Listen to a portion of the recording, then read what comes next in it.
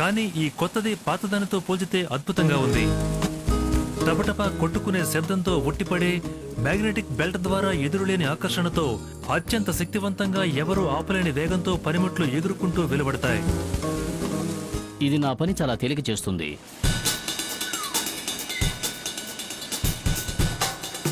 తదుపరి సమస్య ఏంటంటే ఈ పనిముట్లన్నిటినీ ఏకైక పనిముట్టు సాధనంగా మలిచి 17 వేళ్ల గ్లోవ్స్ లో ఇమిడిపోయేంతగా కుదించగలగాలి.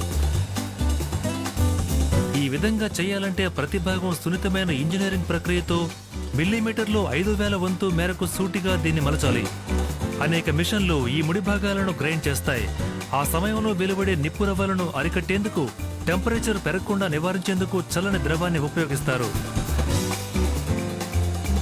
రోబోట్ పదునుపెట్టే పనిని పూర్తి చేసిన తర్వాత ఈ విధమైన 17 వ్యత్యాసమైన పనిముట్లను ఏకపరికరముగా ఒక మొబైల్ ఫోన్ సైజులకు కుదించే సమయం ఆసనమైంది.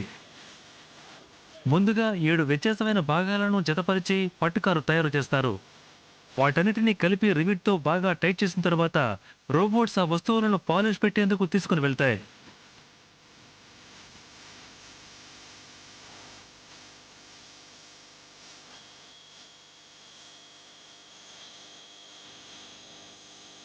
సిద్ధం చేసేందుకు దానికి సంబంధించిన ఇంజిన్ ప్యారిస్ నుంచి వచ్చేందుకు క్యాటర్హామ్ కు కేవలం 24 గంటల వ్యవధి మాత్రమే ఉంది.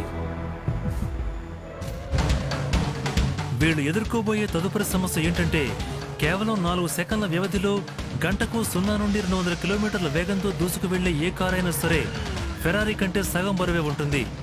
అయినప్పటికీ ప్రమాద పరిస్థితుల్లో డ్రైవర్ను కాపాడగలగాలి. అంటే తేలికపాటి బరువైన దృఢంగా ఉండే పదార్థాలతో తయారు చేయాలి. ఇది నిజంగా మెదడుకు పదును పెట్టే సమస్య మాత్రమే కాదు, అద్భుతమైన ఇంజనీరింగ్ ప్రతిభ కూడా.